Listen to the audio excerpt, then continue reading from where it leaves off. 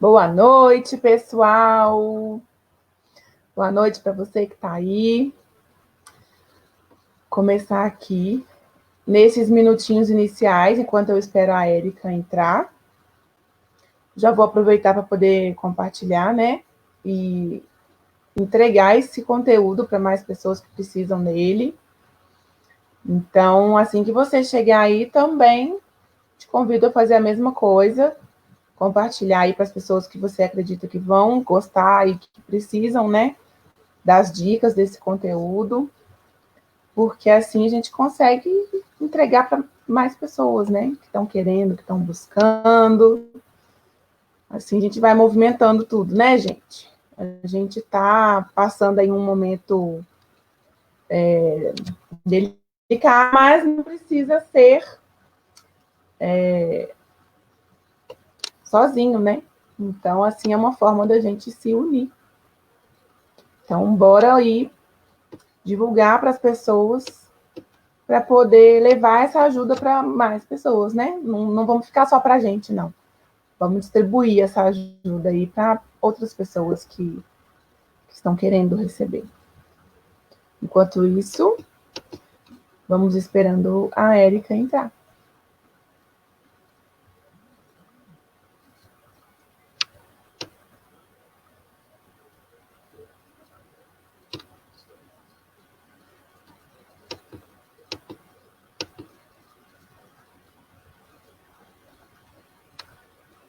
E aí também podem ir me falando, quem entrar aí pode ir me falando como que tá o áudio.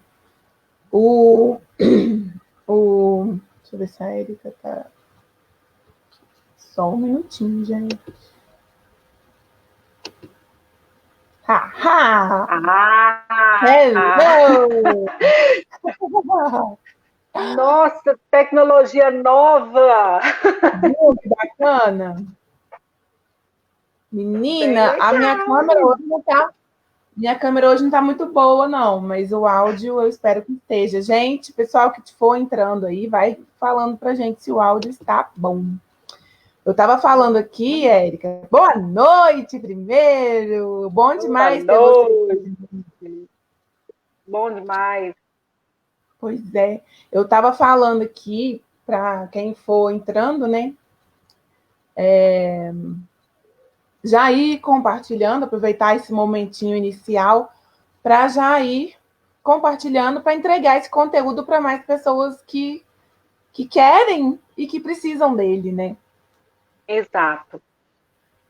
É isso mesmo. Aí vamos aproveitar para já ir compartilhando nos grupos que vocês têm aí no Facebook, no, no seu perfil do Facebook, enfim, da melhor maneira que você achar aí de poder, né, ajudar também as pessoas aí, seus familiares, seus amigos, porque tem Isso muita mesmo, gente gente. precisando do que a Érica vai ensinar para gente.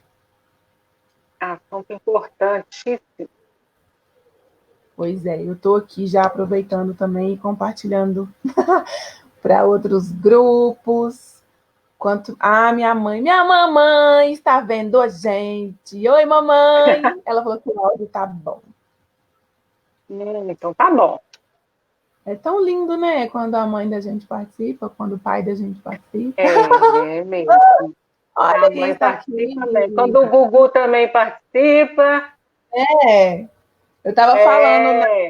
segunda-feira com a Sabrina, porque o Samuel apareceu lá, ela ficou, ai, desculpa, e falei, gente, vamos deixar claro um negócio aqui, porque nós somos mães, nós estamos no isolamento e as crianças estão com a gente. Fala boa noite, Exatamente. meu filho. Boa noite. Isso. Boa noite! E aí, quando o pai chega, né, no horário que dá tempo para a gente se dividir, aí ele fica, né, brincando com o pai enquanto eu faço. Mas quando não dá, aí a gente vai fazendo mesmo assim. Tem negócio de desistir que não, minha gente. São ajustes que tem que ser feitos nessa realidade que está rolando, né? De ficar em casa e ter que trabalhar e ter seus compromissos. Ué, a criança continua sendo compromisso forever, né? Pois Até é. quando tá grande e velha, o pai e a mãe acham que ainda tem que carregar no colo, né? Então, é por aí. Pois A é. coisa funciona desse jeito, né? Então, participa, né? A criança está É. presente e ela quer atenção, enfim, né? Às vezes, assim, não no seu caso, mas de muitas mães que às vezes não têm tempo de estar com os filhos, não tinham tempo de estar com os filhos. E Antes, né? agora, Durante a correria. isso, da Aham. correria aí da pandemia.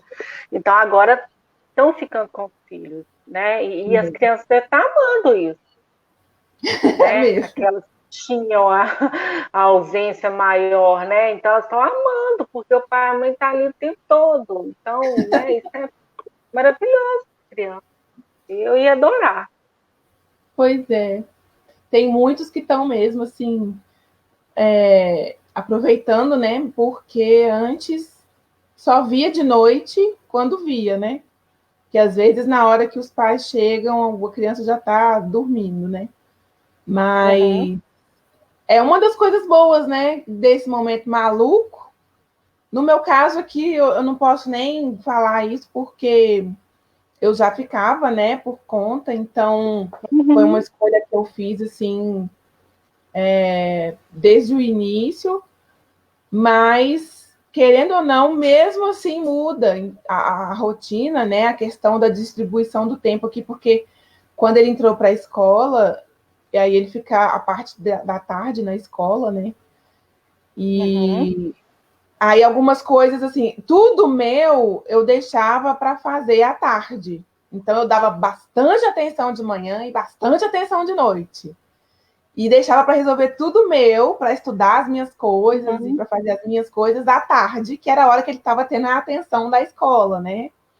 E a Sim. convivência com os amiguinhos e tal.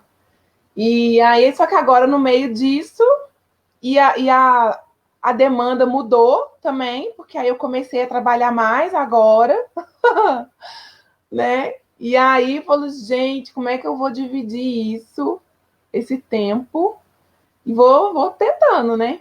Aí, às Uhum. vezes eu falo com ele, mas aí tem uma coisa que eu faço, assim, que eu acho que de alguma forma ajuda um pouco a criança a não se sentir trocada, né? Pela atividade, assim, dos pais, eu acho, que é Importante isso. que é a gente também falar com eles o que a gente está fazendo, né? Por exemplo, se eu estou no telefone fazendo uma divulgação, eu mostro para ele, falo, filho, olha aqui, mamãe está fazendo aqui um negócio, chama divulgação, que é para as pessoas saberem. Se eu estou montando um cartazinho, alguma coisa, eu chamo ele para poder ver, pergunto se está legal. Aí ele quer mexer também. Né? É um jeito de Sim.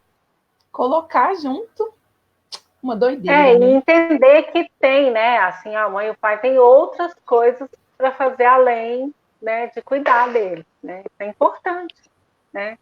Já ter É, esse eu espelhamento na até vida adulta.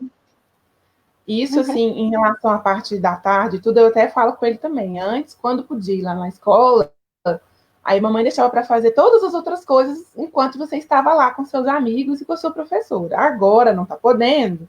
Então, por isso que às vezes você vê a mamãe fazendo outras coisas, é porque é preciso fazer, né? Mas enfim, aí a gente vai levando.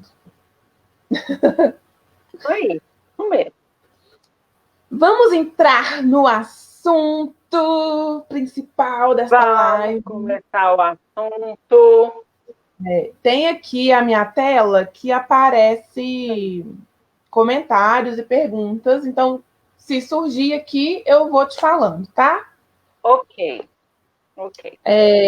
Aqui eu já fico super mais tranquila também, porque aqui não tem perigo daquele desespero para salvar a live. Não sei o quê. E de uma Lá hora do, cair, né? Do lá tempo, do né? Aí, aplicativo vizinho, né? Porque lá no aplicativo, um vizinho que apaga as lives da gente e que não deixa a gente publicar no IGTV, que é o que estava acontecendo comigo, lá não pode falar o nome do outro aplicativo famoso agora não, né? Agora tem uma questão lá, que está todo mundo fazendo videozinho, tananã, não pode falar. Tá, aquele outro. Entendi. Lá não pode, tá proibido de falar.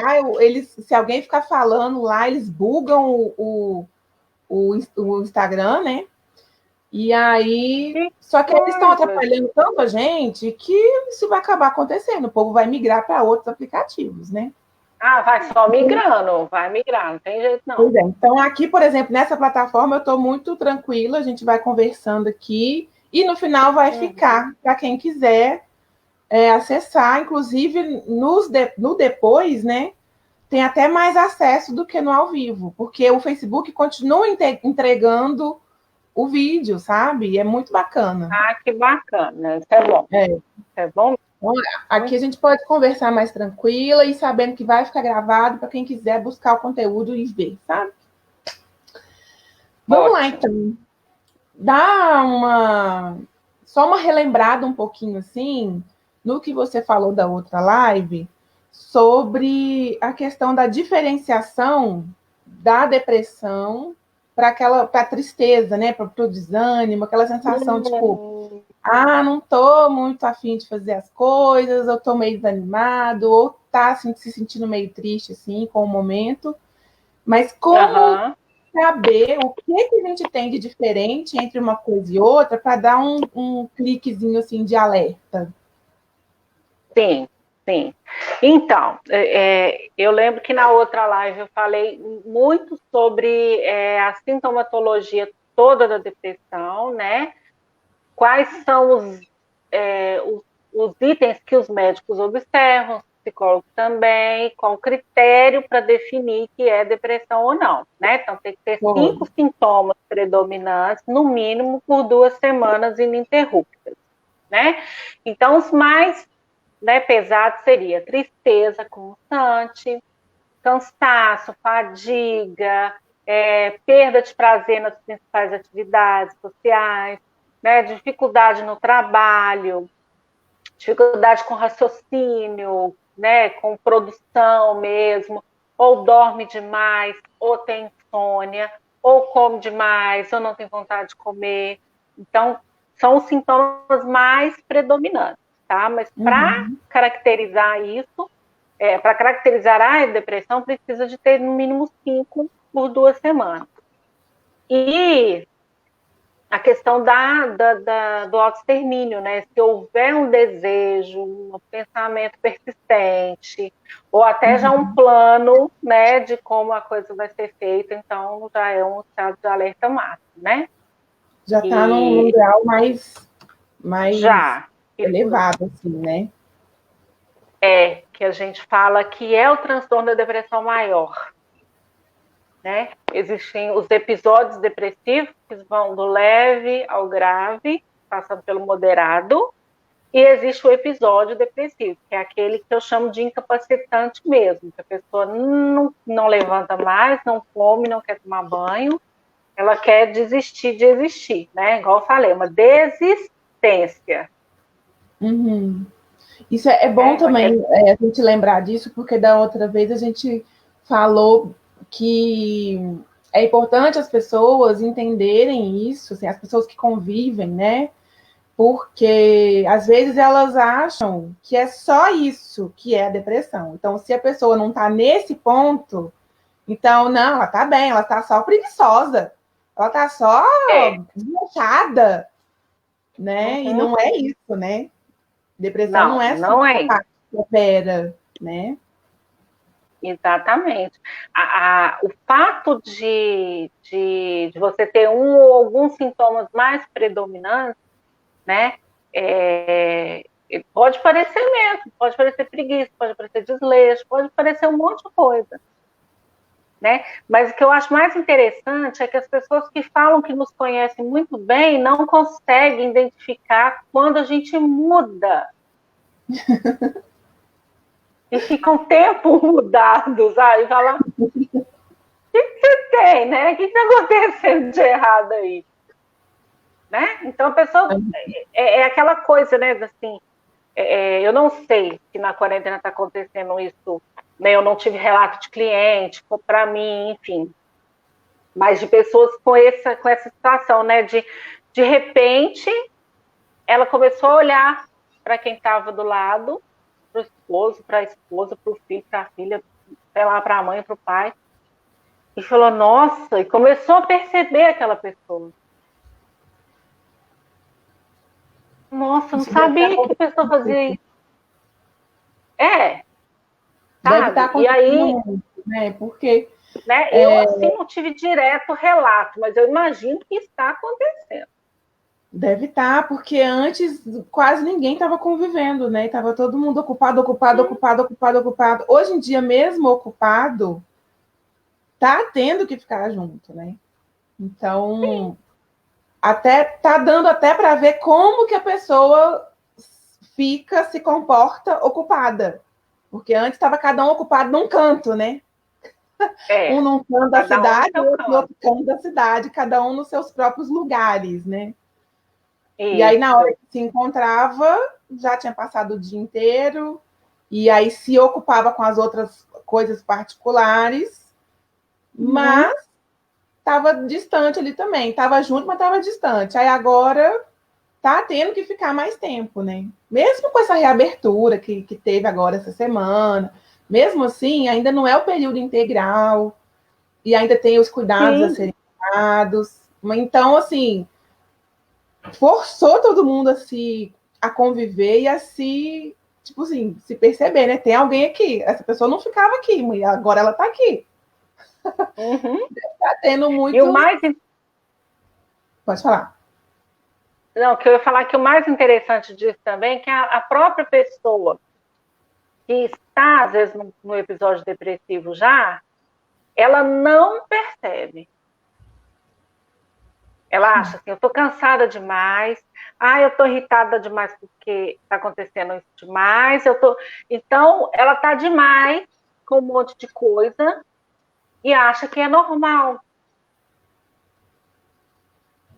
Né? Então, aí é um outro ponto, né? Que é o ponto do autoconhecimento. Né? Quando a gente tem um processo interessante e bom de autoconhecimento, a gente percebe a nossa mudança. É verdade. Isso tem muito a ver, eu acho, com as crenças, né? Aquelas que são muito enraizadas, assim. Porque todo mundo cresce ouvindo que a vida é muito difícil, que as coisas são muito complicadas. E isso, quando você vai passando por coisas muito complicadas, se você está se sentindo meio esquisito no meio de tudo, se você está achando tudo muito difícil, como essas crenças estão enraizadas, você está achando que está tudo normal. E aí você torna uma verdade, né? E aí você acha que é normal aquilo, acha que é normal ir dormir e acordar angustiado, né? Exatamente. Então, esse ponto inicial que você falou da tristeza, né, essa diferenciação é muito importante. Por quê? Porque tristeza é emoção, né? Como a gente tem várias outras. A tristeza é uma emoção, então, assim, ela vem para sinalizar que nós sofremos perdas, que nós sofremos decepções, e ela vem para... a tristeza é um sentimento muito, uma emoção, no caso, muito, como é que eu vou dizer assim, interessante, porque ela faz com que a gente pare para poder olhar para o acontecimento. A tristeza faz isso. Eu até lembrei do... A gente comentou na outra live do filme Divertidamente. E eu lembrei dele aqui agora de novo. Porque ele trata justamente disso, né? A gente passa o filme inteiro com raiva da tristeza.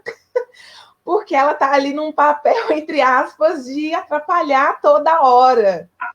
Mas aí, para quem não viu o filme, gente, desculpa, mas eu vou dar spoiler porque eu não aguento. Porque esse filme é demais. E ele tem tudo a ver com o assunto agora. Tudo a ver, tudo. No final das contas, todo mundo percebe como é importante a tristeza, como é importante olhar para isso, né? Eu tô triste. Por que eu tô triste? O que eu tenho que fazer com esse sentimento, meu filho? Com licença. Né? Então, no filme, é muito lindo isso. Eu lembro que a primeira vez que eu assisti, eu falei, gente, eu tava com raiva dessa tristeza o filme inteiro. E olha como que ela é importante. É importante. Olha, eu falo assim, se não fosse importante, nós não teríamos, enquanto seres humanos, essas emoções. Uhum. Elas são importantes, elas têm as funções e são normais, né? São normais. Eu chamo o medo e a raiva de emoções mais fortes, né? Mais enérgicas. Uhum. A gente, inclusive, não dá conta de ficar muito tempo com elas porque o corpo pifa. Tanto na raiva quanto no medo, né? Você está com medo, a ansiedade é derivada do medo. Você fica tão assim que você paralisa. Porque ela é momentânea, é para sinalizar um negócio, a gente já tem que buscar racionalizar e resolver. A tristeza não, ela te dá esse tempo de sentar, de respirar, de chorar, de refletir sobre, vivenciar aquilo. Então, é uma emoção normal, todo mundo fica triste. As crianças ficam tristes, os adolescentes ficam tristes, os adultos, os idosos, todo mundo fica triste. E uma pessoa que fala assim, eu sou sempre alegre, fake news. Não é não. Não é não. Para, por favor. Não é. Né? É bom ficar alegre a maior parte do tempo? É lógico que é, mas a realidade não é essa. Então, assim, uma pessoa, eu tenho medo de gente que não briga, que não xinga, que não fica com raiva, que fica triste. Então, que tem alguma coisa aí que não está legal. Por quê? Porque é humano, é normal e natural. Tá? Então, é acolher a tristeza, olhar para ela, olhar para a situação, lidar com aquilo ali e pronto. Ela tem um começo, um meio e um fim. E dentro da tristeza, a gente pode pegar o episódio do luto, né? Que é um episódio, uma tristeza mais prolongada, de perdas mais significativas. Então, quando a gente perde um ente querido que morre, quando é um caso de um divórcio, um termo de relacionamento muito longo, muitas pessoas, quando se aposentam, ficam um sentimento muito... Por mais que queria aposentar, sente falta da produtividade, de trabalhar, de ter aquela vida mais funcional. Tem até empresas que dão um apoio, né, psicológico para quem está se preparando para se aposentar, né? Para se aposentar. Imagina uma pessoa que trabalha 35, 40 anos na mesma empresa. Então, ela vai ter um luto ali daquele processo. Então, assim, os pais, né, passam pela síndrome do ninho vazio, que também é um luto quando os filhos casam, vão embora de casa. Então, isso tudo, né, o luto está presente. E o luto, ele tem as fases dele, né, que é outra coisa que a gente pode falar depois, mas no meio do luto tem um período de tristeza muito profundo que ele beira a um episódio depressivo. E aí, pode acontecer da pessoa ficar deprimida depois do luto? Pode. O luto durante um tempo, a pessoa pode, ou ele pode ser mesmo o que desencadeia a depressão. Entendi. Pessoas que ficaram com depressão depois de perderem um ente, de acontecer alguma coisa, a pessoa não saiu daquela fase, ela não entrou na aceitação, vamos dizer assim. Porque a depressão, ela sempre tem a ver com algo que aconteceu no passado. Eu brinco que depressão é excesso de passado. Interessante. Porque a pessoa sempre está voltando lá, né? Ansiedade é excesso de futuro. Eu estou aqui, quero estar lá. Né? E estou estressada, é excesso de presente. Tem muita coisa acontecendo ao mesmo tempo e está pesado. Então, eu falo assim, o passado está lá, presente está aqui, está acontecendo, o futuro está lá ainda, eu não cheguei lá, estou aqui ainda. Não dá para ficar. Né? A gente não tem essas multidimensões, assim, fica aqui agora. É aqui agora, aqui agora é o lugar, né, para se estar. Então, e além do luto, né, eu falo também no caso das mulheres, né, que passam por isso, porque tem 10% da população mundial que diz que não tem TPM. Não conheço nenhuma pessoa pertencente a essa porcentagem. Que chique, né? Chique, né? Pessoas altamente evoluídas. Assim, acho impressionante. Muito mesmo, impressionante. Né? E aí, dentro da TPM, existem predominâncias. Tem pessoas que têm TPM mais irritadistas, ela fica no estado de irritação muito grande, e tem as que têm os episódios depressivos. Né? Então, ela já fica mesmo bem deprimida. E tem um transtorno disfórico dentro da depressão, que é, vamos dizer, uma TPM, dentro da TPM, no caso, uma TPM mais turbinada, vamos dizer assim. Então, que esses quadros eles ficam mais pesados, vamos dizer assim. Então, não é depressão. Luto não é depressão, mas pode virar. TPM não é depressão, mas pode virar. E tristeza não é depressão, mas pode virar. Vai depender do que, Érica? De multifatores. Primeiro, os recursos emocionais que a pessoa tem para lidar com as situações. Então, aí ela já vem com sua história de vida, relacionamentos, tudo aquilo que a pessoa vem construindo de recurso emocional que ela tem para lidar com as situações difíceis da vida. Né? As ferramentas que ela tem, né? Assim, se há alguma técnica que ela conhece, que ela pode usar. Porque essa questão do autoconhecimento, ela é maravilhosa, porque quando a gente percebe, né? A gente consegue perceber quando a gente está começando uma crise, ou quando a gente está entrando naquela tendência para desencadear uma crise, né? A gente consegue... Nossa, é muito bacana isso. A gente consegue, na hora, falar assim, ó, tá querendo aqui, ó. E aí, se você já começa com esse autoconhecimento, já passa por práticas, né? Para ter esse autoconhecimento, já faz algum tratamento, já faz a psicoterapia, ou já faz as terapias naturais, né? Reiki, barras de axis, meditação. Você já tem alguns sinais que você consegue perceber do que você já está ali sinalizando, né? Que tá aberta para ter um negócio ali. Aí você lembra o que você tem. Não, acho que eu vou ligar para o meu psicólogo aqui. Ou então vou entrar numa meditação aqui, fazer uma meditação hoje para ver se eu consigo, né? O autoconhecimento, gente, autoconhecimento é uma coisa assim, é uma riqueza, é um tesouro. É mesmo. Parece uma coisa muito distante, né, e filosófica demais, mas não é. É autopercepção. Como eu estou me sentindo hoje? Né? Eu falo muito para os meus clientes. Eles falam assim, do nada eu fiquei assim. Eu falo, não foi do nada, não. Vamos lá. Volta lá, faz né, rebobina essa fita aí e olha lá atrás. O que passou na sua cabeça no milésimo de segundo de pensamento? Você não pescou, mas a sensação ficou. Aí a pessoa vai voltando. Aí a pessoa, eu pensei nisso, isso passou na minha cabeça. Falei, olha aí. Então pega ele lá de volta, olha para ele, lide com esse pensamento. Destrincha ele, né?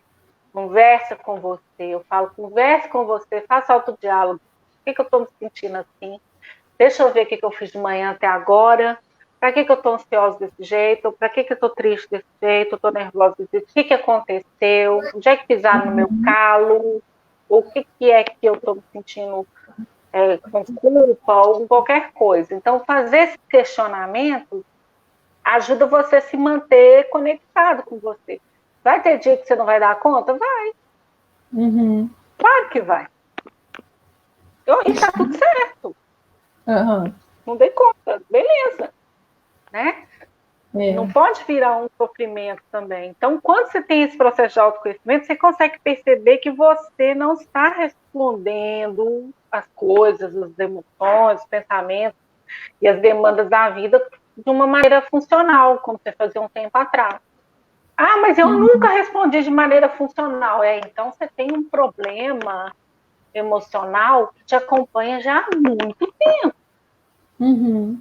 Lá de trás. E aí eu entro na questão do componente genético da depressão. Ele existe.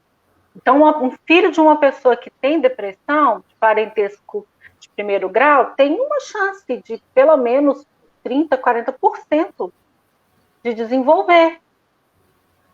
Uhum. Então, assim, são questões multifatoriais que trazem esse processo depressivo para algumas pessoas. A gente, às vezes, olha pessoas que sofreram situações tão difíceis, estão, assim, caminhando, resilientes, vivendo a vida, e olha para outras que estão, realmente desistentes. O que é isso? São esses recursos todos, esse conjunto todo de situações que faz com que uma pessoa vá desenvolver e outra não. Tem a questão neuroquímica também, que é muito séria, porque pode ter uma disfunção na produção de neurotransmissores, serotonina, por exemplo, que é o neurotransmissor do bem-estar, que a gente fala, que assim, nossa, mas vende serotonina na farmácia? Não vende. A gente tem que buscar meios de produzir mais, Vende no supermercado uns pedacinhos de chocolate lá, mas não é, um negócio assim para poder ficar usando, não. Mas,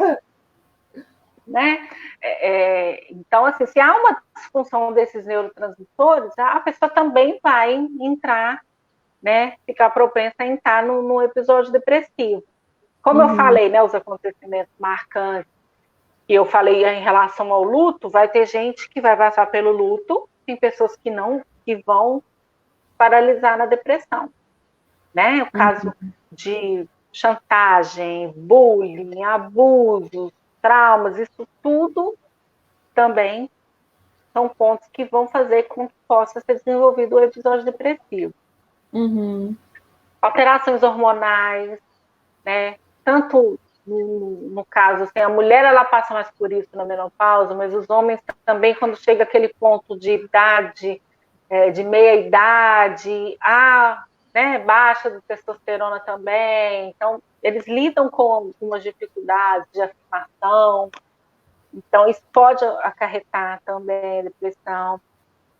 Pessoas que fazem uso de alguns medicamentos, pode ter como efeito colateral a depressão, mas à medida que o medicamento é tirado e é feito alguns ajustes, geralmente para esse processo, Doenças graves.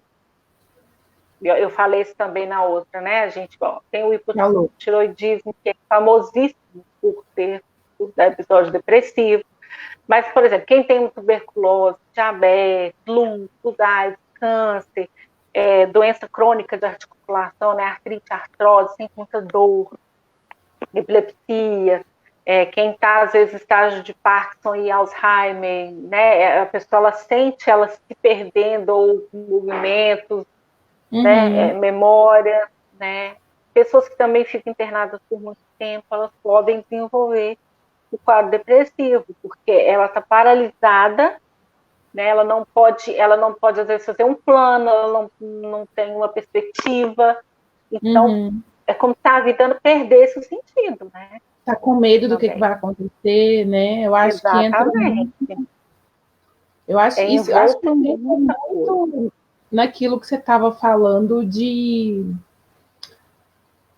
da tristeza também, e do medo, e da importância de lidar com esses sentimentos, né? Porque às vezes nesses episódios, nessas situações, a pessoa ela tá triste pelo que está acontecendo, ela tá com medo do que vai, né, acontecer daquilo ali, de como vai ser dali para frente, e aí não elabora isso, né? Aí, por exemplo, isso aconteceu comigo, na verdade, porque eu tive o câncer de tireoide em 2007. E aí eu passei por tudo num automático, assim, muito maluco. Eu não vivenciei o que eu estava passando. Eu entrei num automático e eu fui. Só que para sair do automático depois, foi só Jesus, minha filha. Porque, gente, foi uma coisa muito louca. E eu só tive consciência disso tudo muito, muito, muito, muito depois. Sabe? Anos e anos e anos depois que eu fui entender. Eu falei assim, gente do céu, eu não experienciei o que estava acontecendo na minha vida naquele momento. Sabe? E isso não me ajudou. Isso me atrapalhou. Isso me protegeu de uma certa forma no momento lá, nas situações, no tratamento e tudo. Foi até tudo muito super rápido, assim. Foi muito, muito rápido mesmo. E aí eu fiquei bem logo, enfim. Mas no momento, assim, do susto, no momento das situações e tudo, me protegeu de uma certa forma, mas me atrapalhou muito. Porque eu acho que se eu tivesse entrado num desespero, um momento, né? Não generalizado. Sim. Mas se eu tivesse tido momentos de desespero, de raiva, de choro, e de externar o medo, externar o que eu estava pensando, o que eu estava sentindo, eu teria digerido tudo e não teria, por exemplo,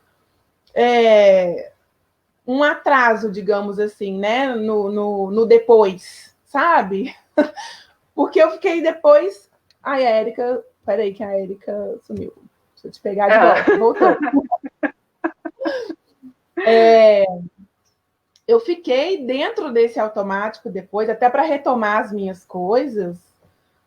Eu lembro um dia que a médica falou comigo assim, Camila, agora para de pensar nisso um pouco, você não vai ter que ficar fazendo tanto exame, mas então, ó, vida normal. Eu lembro dela falar isso para mim, mas eu lembro de eu pensando assim, tá, senti o gostinho bom do alívio, né, de não estar tão envolvida com aquele processo, com o exame, com a avaliação e tudo. Mas, ao mesmo tempo, eu falei assim, eu pensava, né, eu sentia assim, como assim vida normal? Qual que é a minha vida normal? O que eu vou fazer? Sabe? Eu tava assim, eu ainda tava dentro do automático que eu tinha entrado.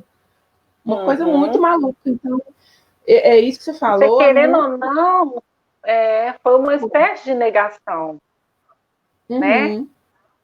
Do que estava acontecendo era uma coisa grave, séria, né? E você entrou no automático para lidar com isso. Então, foi um mecanismo de defesa aí.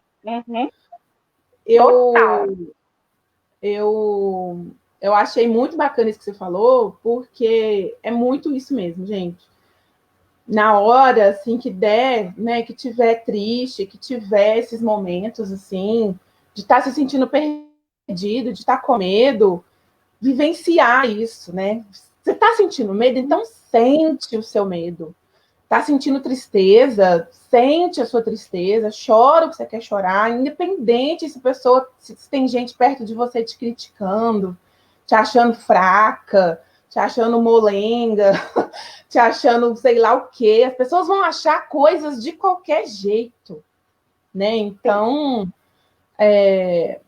não vamos ficar muito pensando na imagem, né, do que a gente está passando para as pessoas, ou no que as pessoas estão achando da gente, ou em não preocupar as outras pessoas, porque nisso a gente vai engolindo as coisas que não é para engolir, que é para a gente vivenciar, que faz parte do nosso crescimento, faz parte de umas coisas, de alguns mistérios da vida que a gente não vai saber, né? Exato. Ah, por que que eu fiquei doente? Você não vai saber disso agora, né? Vai saber que está doente. Tá querendo chorar essa doença? Chora essa doença. Né? Tá querendo ficar com raiva de estar doente? Fica com raiva. Sente a raiva de estar doente. Que estava querendo fazer outras coisas, estava com outros planos. Ninguém planeja coisa ruim, né? Ninguém quer vivenciar coisa ruim. Mas... Não mesmo. Mas a gente precisa se permitir sentir o que a gente está sentindo mesmo e não esconder da gente mesmo isso, né? Porque às vezes a gente também acha que, tipo, eu não vou chorar aqui porque alguém vai falar, porque tem gente me olhando. Mas às vezes a gente está escondendo o choro da gente mesmo, né? E isso não é viagem, não. Parece um papo meio viagem, mas não é viagem, porque as pessoas fazem isso. A gente acaba fazendo isso sem querer, por falta também desse autoconhecimento e de saber, é direito meu, é direito seu sentir o que você está sentindo. E esse sentimento que veio tá vindo para te mostrar alguma coisa. E dele dá para aprender muito, né? Nossa, é muito doido tudo isso e é muito lindo, né? É isso aí, é muito doido e é muito lindo, porque normalmente não é algo com que as pessoas param para viver, né? Se entrou realmente no automático de vamos levar a vida, isso tem certos momentos que ok, dá para fazer, vamos lá, mas a maioria das vezes não, porque a vida tem dificuldades complicadas, né? Igual, por exemplo, as pessoas têm dificuldades psicossociais, que eu chamo de psicossociais. Imagina uma pessoa numa situação de pobreza tão grande que ela está jantando hoje e não sabe se amanhã ela come. Uhum. É uma pessoa que super candidata à depressão. Uma pessoa que está desempregada há anos. Imagina. Né? É difícil, é uma candidata à depressão. Né? Pessoas com baixa autoestima. Né? Que ela se olha como pessoa inferior, como alguém que vai dar conta, que não sei quem é melhor que ela, que a irmã e aqui não sei quem é mais bonita, e que não sei quem é mais capaz, é mais inteligente. Então ela se olha como um ser humano, assim, né? Sei lá, uma classe e um nível que nem tem escrito o que é. É só ela que se acha. Então, pessoas com baixa tolerância à frustração também são muito candidatas à depressão e candidatas também ao uso de substâncias, né, psicotrópicas, drogas, álcool, enfim, né, outros tipos de vícios. E também as pessoas codependentes, né, são as pessoas que são as que estão juntos dos dependentes. Então, uma pessoa que convive com alcoólatra, com viciado em droga, com uma pessoa com um transtorno mental muito grave, elas são codependentes. Ou seja, ela vive em função daquela pessoa. Então, quando aquela pessoa vai para frente e não chama ela para ir, essa daqui vai entrar em depressão. Porque o codependente está ligado. Ela só vê o outro. E por ela só ver o outro, ela esquece dela. E na hora que o outro vira para ela e fala, não preciso de você, não quero você, aí ela olha para ela e fala, cadê eu? E agora, né? Eu sirvo para quê agora? Exatamente. Então aí entra, um quadro assim, bem, né, complicado, mas que, enfim, tudo se a gente der a devida atenção, dá para fazer, né, a reversão, assim. Eu lembro também que eu falei do assunto da ansiedade também ser o sintoma da depressão. Falou mesmo. Né? Porque às vezes é aquela questão, a pessoa ela não está chorando, ela não está triste, ela não está para baixo, mas ela está numa energia, numa ansiedade, numa correria, mas no fundo, é um sintoma da depressão. Então, é importante avaliar, né, o que a pessoa está sentindo, como ela está vivendo a vida, para entender esse sintoma, né? Se ela é uma ansiedade da depressão, se ela realmente está com transtorno de ansiedade. Então, isso é uma questão, né, de fazer diferenciação, que é importante. Na outra live, se eu não me engano, foi a Aline. Primeiro, deixa eu só ler aqui. Beijo para minha mãe, já mandei. Mamãe, beijo para você, para o papai. Mary Lucas falando aqui. Eu trabalhei 28 anos numa empresa, aposentei, o marido faleceu. No meio disso tudo, ela começou a entrar numa depressão. Só que aí ela resolveu fazer alguma coisa, fez um movimento, e ela é aluna do Renato. Ela entrou para a dança e aí melhorou. Isso é bom, né? Porque muitas pessoas, elas fazem, né, conseguem perceber que tá ruim, preciso fazer alguma coisa. E aí busca, né? Tem gente que vai para trabalhos manuais, tem gente que, né? Cada um vai tentando encontrar, assim, o que... Para ela, por exemplo, a ferramenta principal foi a dança. E aí, para a gente agora, por exemplo, nesse momento de pandemia... Engraçado que a pandemia, assim, ela tem esse fator, assim, que pode ser o gatilho, né, para desencadear a depressão, mas ela também pode ser uma ferramenta muito importante para ajudar, porque eu penso o seguinte: se agora a gente está tendo o tempo que antes falava que não tinha, né? Agora está tendo, porque as outras correrias, os outros compromissos todos tiveram que ser cancelados.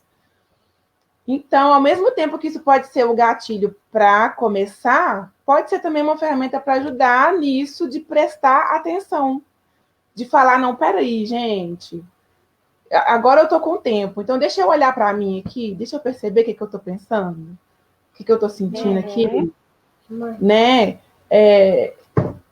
Tudo é ponto de vista, né? Então, depende de como que a gente pode usar. Tudo bem também, igual você falou, tem dia que não vai dar conta? Então, tudo bem que tem dia que no meio disso tudo, dessa confusão toda, a gente tá meio mal e tá meio desanimado mesmo. Principalmente, né, Érica, quando a gente começa a olhar lá para frente, tipo, quando vai acabar? Que dia que a gente vai poder, quando a gente entra nesse movimento de ir lá, aí que dá a agonia, que dá a parte ruim vem toda, forte, né, na gente. Mas, tirando essa parte ruim, né, eu acho que tem também essa questão, esse ponto de vista, como eu falei, tudo é ponto de vista. Então, tem esse outro ponto de vista, que é, gente, agora eu tô com tempo. Eu queria estar fazendo outras coisas, mas eu não posso. Então, eu tô com tempo para mim, mais do que antes, né? Tudo bem que tem gente que continua trabalhando no home office, e aí é um pouco mais complicado também e tal.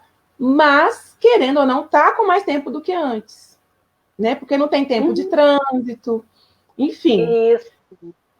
Pois é, e aí também uma forma de pensar, pessoal, de usar isso a favor também da gente, né, Érica? Tipo, agora tem essa confusão? Tem essa confusão, mas eu tô podendo agora ter um pouco mais de tempo durante o dia para prestar atenção em mim. Tem gente que vai usar esse tempo reclamando, né, da pandemia. E aí, claro. A pessoa fala sempre é possível reclamar. Mas a gente pode escolher usar esse tempo para falar assim, deixa eu prestar atenção em mim de um jeito que eu não prestava antes, né? Exatamente. É uma questão de escolher, né, qual lado que você vai alimentar, né? Se é o do desespero, se é o da desesperança, se é o do do medo ou se é do não. Vamos reconfigurar, vamos fazer diferente, vamos aproveitar isso daqui, né? Vamos rever aquilo ali. E também é tempo para isso, né? E essa questão da dança, por exemplo, a dança é extremamente terapêutica, porque ela trabalha não só o corpo, mas o emocional. Só quem gosta de dançar sabe disso. De quando você está dançando, como que é bom dançar, gente. Né? Dançar é um negócio maravilhoso. Então, assim, traz para a gente uma sensação de bem-estar, é algo que realmente faz com que os nossos neurotransmissores eles fiquem mais ativos, porque a gente está mandando prazer, né? A dança, ela tem prazer, então ela envolve o central do prazer lá e a gente fica ótimo depois que dança. Né? Então, assim, é uma das coisas maravilhosas para se fazer. Então, pegando esse gancho, né, dessa questão toda, a gente pode falar do como que é feito o tratamento da depressão. Ela é uma doença, isso é muito importante, é uma doença. Tá? Depressão não é possessão, não é frescura, não é nada disso, é doença. Ela é uma doença. E ela é uma doença com distúrbio cerebral que atinge os neurotransmissores. E é isso que ela é. Ela é provocada por questões, ela vem da via do acontecimento para o adoecimento e, às vezes, do próprio adoecimento direto na neuroquímica. Então, o que acontece? Depois do profissional avaliar, né? Os profissionais mais orientados para avaliação é o psiquiatra e o psicólogo. Mas qualquer médico pode fazer também esse diagnóstico, né? Ele conversa com o paciente, a gente vê que muitos ginecologistas ajudam seus pacientes, cardiologistas, clínicos gerais, esses médicos endócrinos que estão trabalhando mais com questões funcionais, né? Eles percebem isso. Então, eles também, ou eles mesmos indicam o tratamento, ou eles encaminham para os colegas. Né? Então, o tratamento que funciona para depressão, a princípio, é o antidepressivo com a psicoterapia. Tá. Só com a psicoterapia eu consigo? Depende do episódio depressivo. Se for um episódio depressivo leve a moderado, sim. Se a pessoa tem uma boa resiliência, se ela tem um bom suporte emocional, se ela consegue, né, ali trabalhar as questões dela, é possível. Tá? Não tem problema nenhum. Já vi acontecer com várias pessoas. Mas a maioria, porque demora tanto procurar tratamento, já está num quadro que ela precisa da medicação. O que a medicação vai fazer? Ela vai trabalhar no reequilíbrio, né, do funcionamento do neurotransmissor, principalmente da serotonina. Tá? Então, a medicação é para isso. Ela vai agir, eu falo que é assim, aquela fábrica de cerveja, refrigerante, que a gente vê as garrafinhas vindo e vem a tampinha e tampa certinho, não é? Então, a sinapse está lá, né? O neurônio sai o neurotransmissor ali, ele tem que cair num outro buraquinho lá embaixo. Aí, quando não está funcionando, ele não cai, ele cai fora. E aí o remédio vem e dá um ajuste nessa alavanca aqui. E aí ela volta a cair e começa a funcionar bem de novo. Então, nos primeiros 21 dias a 30 dias do uso da medicação, a pessoa sentia muito efeito colateral. E é para sentir mesmo, tá? Então é sinal que realmente o remédio está mexendo com o cérebro. Depois desse tempo, ela já começa a sentir uma sensação de bem-estar. Ela já começa a sentir o efeito da medicação. Entendi. E fazendo a terapia, o que vai acontecer? Na terapia, ela vai tratar dos fatos, dos assuntos, dos motivos. O remédio vai dar suporte, tirando o peso da tristeza, tirando o desânimo, regulando o sono, regulando a alimentação, outras questões que estiver acontecendo fisicamente. Então, por isso que é um trabalho conjunto. Então, a pessoa que trata os dois juntos, ela faz o tratamento dela mais rápido do que uma pessoa que escolhe só um dos métodos. Tá? Então, isso é muito importante. Junto com isso, o que a pessoa precisa? Fazer atividade física, que ela quiser, que ela escolher, porque vai ajudar a melhorar mais rápido e vai ser um hábito, né? Que vai ajudar. O lazer, tem que ter um momento de lazer. Eu imagino nesse período de pandemia, que dureza de lazer, né? Tem cidades que você ainda pode ir na pracinha, cidades que você pode fazer alguma coisa, tem cidades que não pode nada. Então, né, é complicado demais. Então, assim, o que a pessoa puder fazer de lazer, que faça. É mais uma coisa que o autoconhecimento ajuda, né? Porque às vezes a pessoa não sabe nem o que procura, porque na realidade ela não sabe direito nem o que ela gosta de fazer, né? O que faz bem para ela. Às vezes a falta, assim, a dificuldade de encontrar é a dificuldade de buscar, né? Não está encontrando porque não está conseguindo buscar, não está sabendo direito o que quer buscar. Isso acontece muito. Então, entende, às vezes, as coisas como lazer, que é um lazer, que é algo que envolve um tipo de prazer, né? Tá, assim. Tem gente que gosta simplesmente de sentar e ficar ali olhando, né? Contemplando. Isso é maravilhoso, a gente tem que fazer isso. A psicologia positiva fala que a gente fica várias vezes por dia contemplando algumas coisas por 12 segundos, a gente faz o nosso cérebro se reprogramar de uma maneira maravilhosa. Agora, será que a gente consegue 12 segundos ficar contemplando uma coisa? Mas sabe o que acontece também?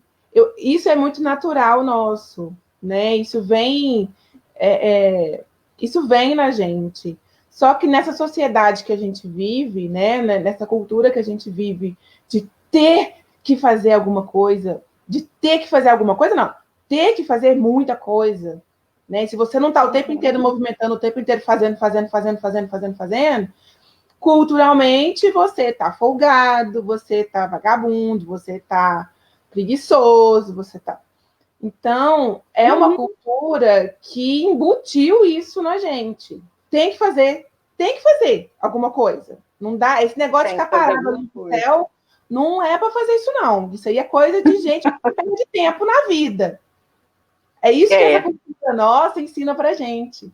Mas não é isso, não, gente. Isso são coisas, são crenças que, né, têm sido passado aí de geração em geração, mas pode estar tudo bem você separar um tempinho e olhar para o céu, sim, ou olhar para suas plantinhas, ou não olhar para nada, ficar um tempinho lá só se sentindo, vendo o que você está pensando, o que você está querendo, se tem alguma coisa sua que está doendo, se tem alguma parte do corpo que está meio esquisito.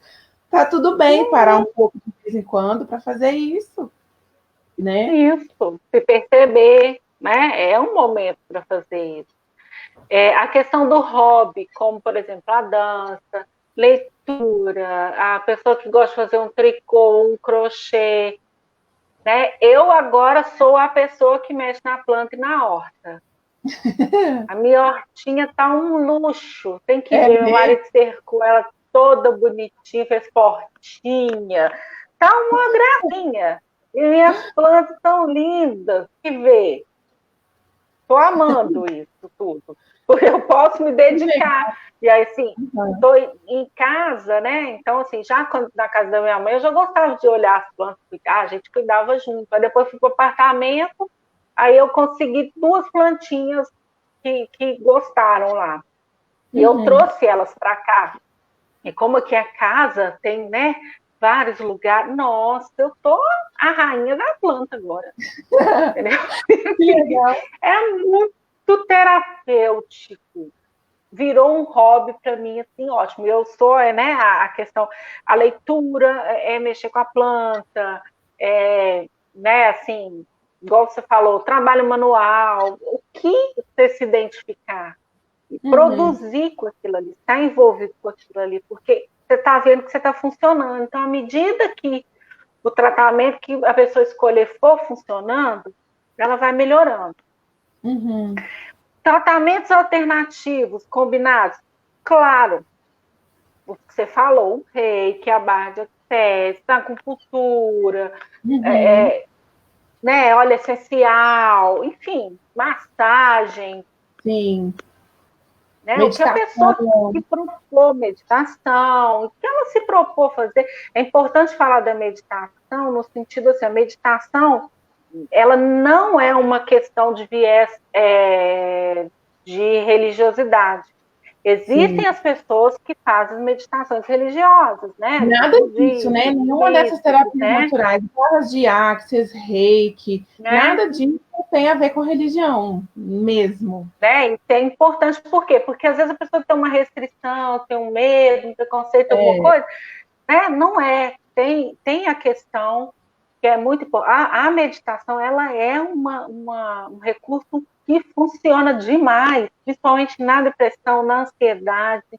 É uma coisa simples de fazer, 5 minutinhos, 10 no dia, você consegue. Tem muito aplicativo hoje com meditação guiada, que você pode, tem livros muito bons, né? Eu tenho Atenção Plena, que eu acho que é um livro ótimo para quem está começando a conhecer. Sabe o que acontece em relação à meditação, eu acho, que distancia um pouco as pessoas, assim, da prática, é que as pessoas, elas têm a ideia, assim, quando fala de meditação, tem já aquela visão da pessoa no alto da montanha, né, com aquelas roupas estereotipadas e fazendo e meditação é uma forma de meditação. Tem gente que faz assim mesmo, tem gente que vai mesmo para o alto da montanha, tem gente que veste mesmo as roupinhas, né, assim, umas roupas mais características, umas roupas, mas não é a roupa, não é o lugar que você vai estar, não é isso que faz a meditação. Tá tudo bem quem tá no meio do mato meditando, e tá tudo bem quem tá na cozinha, cozinhando e meditando ao mesmo tempo, né? É uma questão de conseguir. E outra coisa também que eu lembrei que agora, que muita gente acha muito difícil meditar, porque aprendeu, né, assim, culturalmente também, que meditar é apagar os pensamentos, assim, tipo, conseguir não pensar em nada, bloquear a cabeça. E aí isso também afasta as pessoas dessas práticas, porque não é isso também, né? Só rapidinho, assim, porque o tempo já está estourando aqui. Aqui não tem a correria do tempo, mas eu também não quero deixar muito longo para não ficar muito cansativo. Mas eu acho que é importante a gente passar isso para as pessoas, porque não tem jeito de zerar a cabeça, não tem jeito de zerar os pensamentos. A gente não consegue ficar sem pensar em nada. Né? Então, o que acontece? A meditação é a gente treinar a nossa habilidade de tô aqui, tô sentindo meu corpo, tô sentindo o ar que eu tô respirando, acabei de pensar num negócio aqui, deixa o pensamento passar, observa ele vindo, deixa ele passar e continua focando no que você está respirando, no movimento que a sua barriga está fazendo quando você está respirando, ou seu tronco, né? E se o ar está entrando quente ou frio, se ele está saindo quente ou frio, se você está respirando pela boca e pelo nariz, ou só pelo nariz, isso é um processo já de meditar. É muito mais simples, né, Érica, do que atenção plena, né? Você está no momento presente com você, se percebendo, se observando, se olhando. Então, é um processo que vale a pena as pessoas se abrirem um pouco para conhecer mais. tá? Justamente porque não tem essa questão, né? Não é obrigatoriamente fazer uma meditação budista, hinduísta, nada disso, né? Uhum. É importante saber disso. E outra coisa, Camila, que é imprescindível, pelo menos eu acredito que é um exercício de espiritualidade. As pessoas têm um suporte de crença, de fé, do jeito que ela concebe a fé. Por quê? Porque nós somos muito limitados e somos finitos.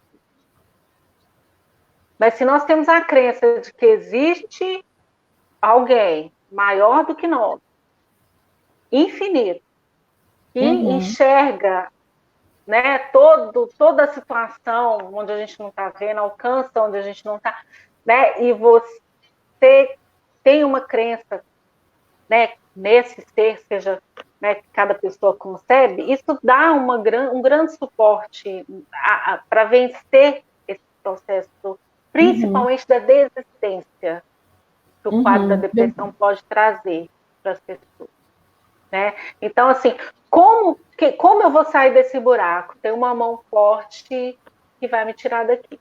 Então, eu acredito nisso e é um aliado fantástico. Então, assim, muitas vezes a gente, né, quando a pessoa ela tá ali, ela, né, às vezes fica com medo de buscar esse recurso, ou então ela ignora, enfim, espiritualidade é diferente, né, de religiosidade. Sim. Né? A religiosidade é a manifestação da sua espiritualidade, mas a espiritualidade é uma coisa de crença, de espírito, de sentido de vida. Verdade. Então é importante, né, você ter esse recurso. Então, assim, para poder vencer a depressão, é importante que você lide com esses recursos, né? Que você busque ter eles, que é a questão do tratamento, a questão das atividades, do lazer, do prazer, do hobby, da espiritualidade, das práticas alternativas que estão fora dos tratamentos, né, tradicionais. Isso tudo ajuda. Verdade. E mais importante, durante essa busca disso tudo, é esse período que o autoconhecimento vem. Às vezes, né, demora um pouco para chegar, às vezes a depressão vem até por uma falta de reconhecimento de si mesmo, né? Quem sou eu agora, depois dessa história, depois disso aqui, isso aqui, isso aqui. Então, vamos se reconectar, se conhecer, ou às vezes se reconhecer. Né? Então, é todo esse processo. Eu vou, antes de finalizar, eu vou só ler aqui um pouquinho, pessoal. Julinho. O Julinho falando aqui que o pânico é uma depressão. Fala um pouquinho sobre isso rapidinho, que a gente já está finalizando. Não, o pânico não é uma depressão. O pânico é um transtorno de ansiedade. Tá? Pode haver alguma sintomatologia junto, está acontecendo o processo junto? Pode. Mas pânico é transtorno de ansiedade, não de depressão. Vamos marcar uma para poder falar sobre ansiedade. Lembra que a gente falou, né? A gente ia fazer sobre ansiedade, mas como o Instagram lá não ajudou muito na nossa live, aí a gente resolveu estender o assunto da depressão aqui, mas, Julinho, vamos falar sobre ansiedade. A próxima é a ansiedade. Também. A Mary Lucas falou que decidiu não tomar remédio quando ela teve, né, a depressão. E aí foi fazer ginástica e a dança, e aí tudo melhorou. Que bom, né, Mary Lucas? Muito bom. Minha mamãe aqui falando que fé é o mais importante. E é mesmo. Gente, nós já vamos finalizar aqui com esse finalzinho lindo, né, da gente falando de fé, porque realmente, assim, independente da sua religião, independente da forma com que você acredita, né? Mas se você acredita que tem uma força maior que cuida e que vê, né, que sabe o porquê de tudo que acontece, isso já é um norte muito incrível, assim, muito maravilhoso para a gente, porque a gente aqui, a gente é um pedaço disso tudo, né? Essa grandiosidade, essa essa beleza toda tá na gente, porque a gente é parte disso também, né? Então, o autoconhecimento, inclusive, ele até faz a gente se reencontrar com a nossa fé também, porque a gente começa a se perceber como parte mesmo, né, de tudo. E isso é muito importante para a gente nessa nossa caminhada aí.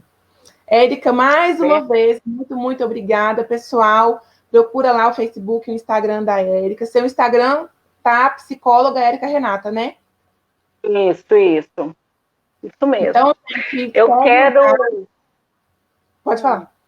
Antes da gente finalizar, eu quero tirar uma cartinha do Oráculo do Pão.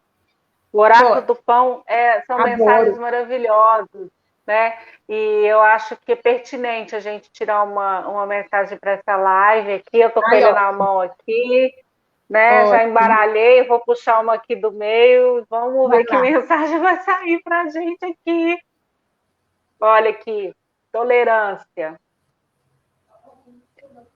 Compreender que somos todos diferentes e que nossas diferenças se completam formando o todo e nos tornando iguais.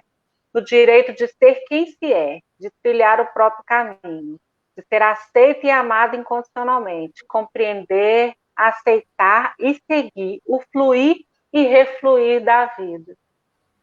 Ai, maravilhoso. Né? Então, é um momento... fechar com chave de ouro tudo que foi falado aqui, né? Que lindo.